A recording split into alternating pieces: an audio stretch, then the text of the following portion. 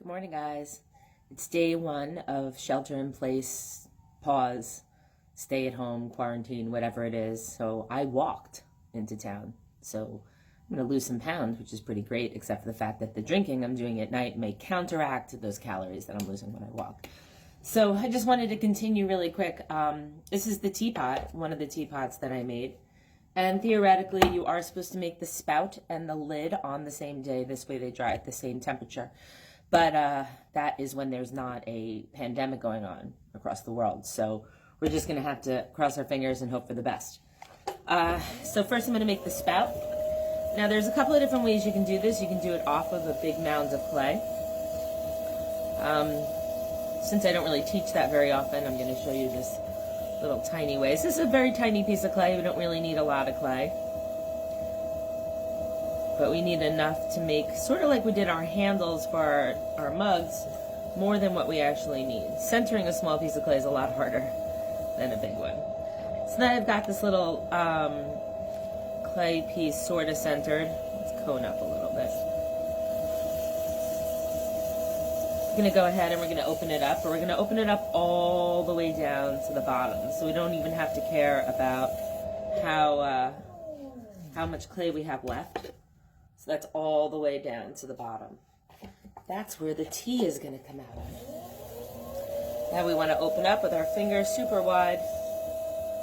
Do that claw thing again where you cup it up. This is pretty simple. We're going to pull up a very, very skinny cylinder.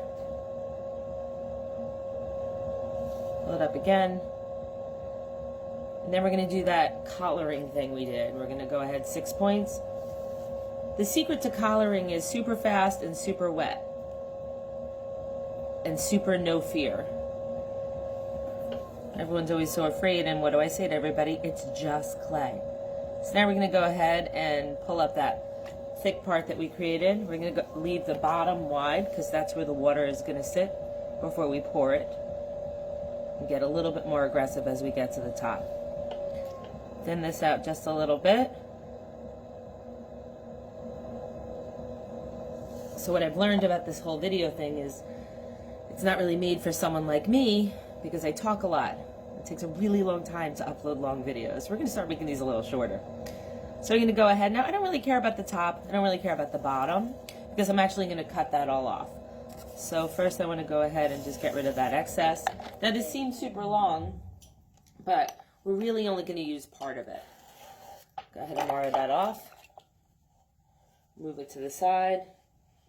Let that set up a little. Now the lid. Lots of different ways to make a lid. I'm going to do a little bit of a more difficult way. I'm going to make the lid fit into both the inner part of the gallery and in there. So it's the more complicated way of doing it.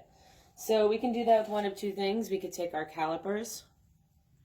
We can measure both openings. I try and make my gallery the same width with every pot, so that if the inside space that's going to fit inside is 3 inches, and I always know my gallery is ½ an inch, then I have 3½ inches.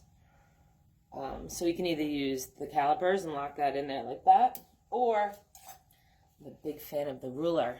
And it turns out that centimeters is a little easier to work with. So the inside is 6 centimeters, the outside is 7½ centimeters.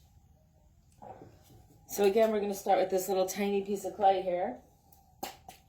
People say, how much do I need for the lid? And it all depends on how big your opening is on the top of your teapot. If you're going for sort of a sugar jar, sort of wide, get my whole hand in there type of thing, and you're going to need anywhere from ½ a pound to 3/4 of a pound. But this is a pretty tiny one, so. Okay, so now I'm aiming for that 6 centimeters. So what I tend to do is I tend to make my mound a little bit bigger. I make my mound the width of the largest width that's going to fit in the gallery. I'm going to open this up. Just like that. I'm going to measure. I want the hole that I've made up on top here to be a little bit less than the part that has to fit inside. Oops. Yeah, mindfulness, guys. So right now the hole is about 5.5 centimeters. I want it to be 6. That allows for a 1/2 centimeter for where I can split it. I'm going to go ahead and take my finger and I'm going to push down, compress that lip a little. Now I want from here to here to be 6 centimeters because that's going to fit inside. It's a little wide, so I'm just going to go ahead and collar that in, just like we made our spout. So now we're at 6, and now we want our outside to be 7.5, and that's obnoxiously much bigger. So I'm going to take my pin tool, go to sort of that 7.5 area, cut out, make that go there,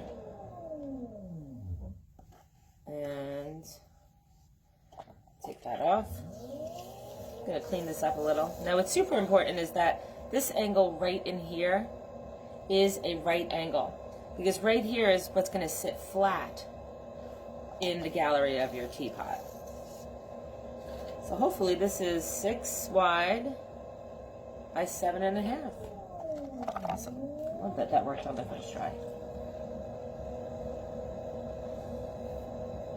So I brought a pottery wheel home to my porch yesterday in case I get lazy and I don't want to make the 10-minute walk here. So depending on what you're interested in learning how to make, I'll be doing it from my porch. Porch-side pottery by now. All right, guys, now let's take a look.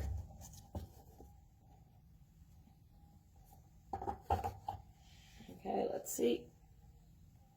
Oh my goodness. Awesome. Don't know if you guys can see that. All right, guys, so now we let that set up just a little bit, and then we're going to go ahead and poke the holes, attach the spout, attach the lid. I'm going to make a handle with that, you guys, because you saw how to do that.